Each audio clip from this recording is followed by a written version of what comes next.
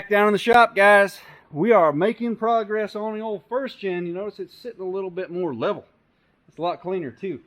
Starting to get on a little bit of a schedule, and I'm able to come down the shop and actually get a little bit of work done, get around to the final goal of getting to the charger project. So today I want to talk about how to find the best deals, how to act on them, how to negotiate even better deals when you get there, because I don't know if that gets talked about so much in YouTube videos, because it seems like, oh, he just got an awesome deal on a car, and he buys it and then he does stuff to it. But I think it's kind of cool to learn the history of how they go about it and how they always find good deals. And with this car or any other thing that I bought that was a good deal, it didn't just simply fall in my lap. You have to be a junkie about it, and you have to always be looking every day, checking Facebook, checking eBay, Craigslist, whatever it is, platform of your choice. You have to be a junkie and you have to be looking all the time. Every once in a while, if you got kind of scouts going around, they'll find cars for you. But finding your dream car is actually very, very easy if you have a bunch of money, because they're all restored all over the place. But trying to find one that's not completely clapped out and a good price, that is like very difficult to do. And I had looked for years trying to find something in this kind of condition that I could build up into exactly what I wanted, because 1970 Dodge Charger, it does have 440 in it now. It was a small block car, originally burnt orange, white vinyl top, burnt orange interior. You know, originally this car sold for around $3,000. 51 years later, the Craigslist ad that I actually, initially saw it on after the Instagram post and stuff, this thing was, the asking price was 10 times that. So it was asking $30,000 for this car. But one of these little areas of concern is typically a car of this age is going to be rotted out from about there to the back of the car. But cool thing about this, and what makes it such an awesome deal, is all this stuff has been replaced. It's got brand new quarters around the back window. Typically this all rots out because water will pool right here. That's all new. Trunk pan, this is a big problem in every older car.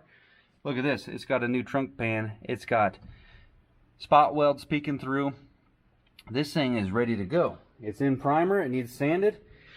I'm thinking, why in the heck has this thing been on Craigslist for 2 months? One thing I will not do is buy something from somebody I do not like.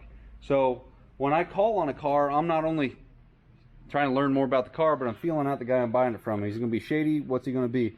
The guy I bought this from is actually super cool guy. A retired professional baseball player of all things. But he had bought the car. It was rotted out when he bought it. Sent it to a body shop and almost spent a year there. He got fed up because they were kind of jerking around, weren't getting the car done. Went over there and snatched it up, brought it back to his house.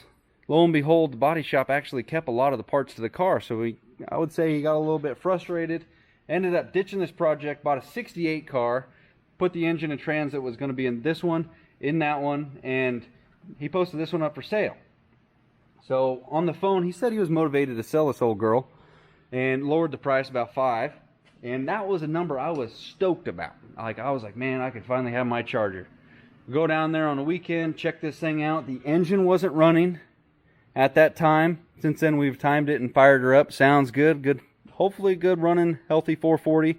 Sounded mean. It's just straight headers. But it's all complete car except for a bunch of little stupid stuff. But when I complete, I mean, it's got awesome straight body. But all that awesome stuff, awesome price, I'm still going down there and talking myself out of it before I actually see the car, because I don't want to just say, oh, this is awesome, without completely looking it over and feeling it out before I commit to it. So I'm talking myself out of it, and I'm ready to walk away if I don't like this car. Get down there, start looking at it, and I'm going to talk myself back into this car. Obviously, all the body work done is a huge plus. It had some big radials on it. Ended up putting the wheels off my Challenger on this thing so it set level, looks better. Gave the old tires back to the guy I bought it from. Actually, his son wanted them. I got trim pieces in exchange for that deal, but I'm looking at how much work I still got to do to this car. You know, I'm missing pieces here. That's about $400 aside for this little window. Back seat needs reupholstered. You're buying a huge project when you're diving into something like this. As complete as the car potentially is, there's so much missing. So the same thing with my Challenger. When I bought that thing, I didn't particularly fall in love with it. and I was happy to walk away. But I threw a number at both of the cars that I would have been like, if I bought it for that price, even though it was missing stuff, I would be super happy to buy his car and take it away that day. And so I ended up offering this guy 30% less than what he was asking for it. Throw a little negotiation, ended up getting the car, and the deal got sweeter after that. Because, I mean, the guy was just, he wanted it gone, and I think that the fact that he knew that I was going to restore it and not just flip it, because this would be an easy kind of flip car, especially since I put the hood on it, put the grill and stuff on it. It would be an easy flip and I could make money on it, but it's been such a difficult ride trying to find my dream car, and to finally have it now, there's no way that I was just going to flip it. I want to restore it, paint it black. But there was a bunch of little items that he started throwing in with the car that I didn't think were going to come with it, because it has the grill, has the bumper. We slapped that on there so it's easy to transport. It actually is a Charger 500. It still has the data tag on it and everything. It was originally a 318 car, not a 440. And I forget the automatic that it was in it, but it's a 727 now, and the data tag actually says the one for the Charger 500. You got base model, a Charger 500, then RT, the road and track. That would have been sweet to get that, but those are way more expensive. But I got the grill, got that. He let me pick out a set of seats that he had, which was nice because there was nothing in it when I went to look at it. He actually had the rear seats, originals. There would be a paper build sheet in this thing. It's been long gone. But I mean, they need reupholstered. But he still got something. Ended up having another grill for it, which I was like, wow. For lowballing the price on it, I didn't think he was going to throw in all the other stuff, because I have made tons of deals with people, and I go into it, if it's exactly what I'm looking for and ready to rock and roll. I don't know if I've ever given exactly asking price, because it seems like most people I search down, it's a good deal. Maybe you can make it better because they're motivated sellers. And that's kind of the way this was. So I didn't think it was going to come with all the extra goodies.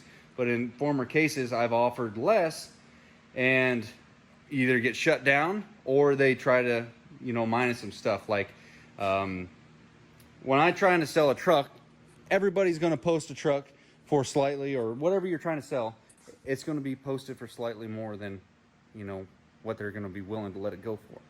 It's up to you to sit around, negotiate, and try to find out how low they're willing to go. And like this car, we spent 3 or 4 hours there just hanging out, talking to the guy, timed the engine, got it fired up so he could hear the thing run. Before we even made a deal with the car, we helped him fire this thing up. We had a good time, and I would say I made a friend out of this.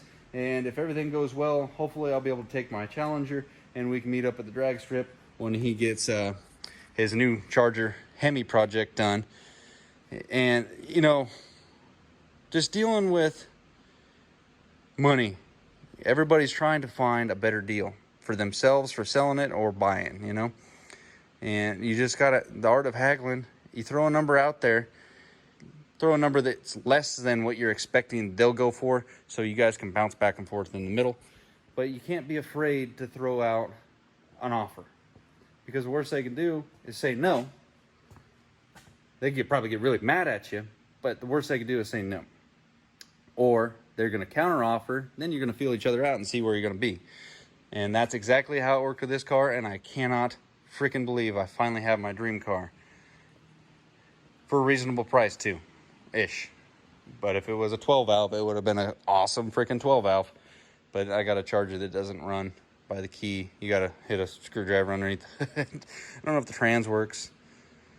But I found my dream car. And if you guys know the price of these cars, you know what I'm talking about. These things are freaking expensive. They're hard and rare to find. And I absolutely love this car, even though it doesn't run. It's weird. But we'll see you guys in the next one. Let me know what your dream car is. Let me know about your haggling experiences. Like if you walked into a situation with the price of the car and you got it. Let me know if you got it as low as half. I've been running pretty consistent at 30% off. But in the future, if you guys are going to be trying to buy one of my trucks, I'm not a motivated seller. I'll just tell you that much right now. So you felt me out via that way. But I will be willing to make deals on these trucks when they're all ready to go for sale. But they are going to be complete and ready to drive. Not like this one. But we'll see you guys in the next one. Later.